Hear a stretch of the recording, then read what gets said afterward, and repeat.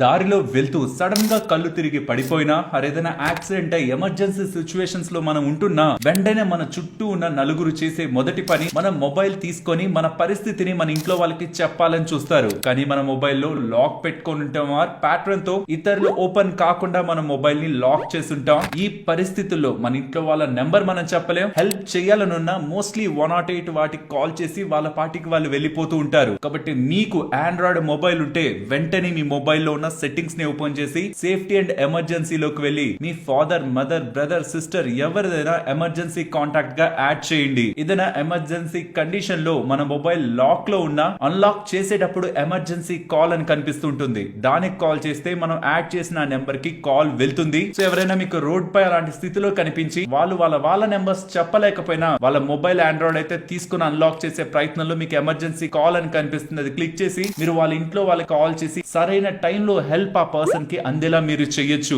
ఈ important information మనకొకటే కాదు, మన వాళ్ళందరికీ తెలియాలి. తప్పకుండా ఇన్ఫర్మేషన్ ని మన వాళ్ళందరితో షేర్ చేస్తూ ఇటువంటి ఇంపార్టెంట్ కంటెంట్ ఛానల్లో వస్తూ ఉంటుంది. కాబట్టి మీరు అలా వెళ్లే ముందు ఛానల్ ని సబ్స్క్రైబ్ చేయొచ్చు కదా.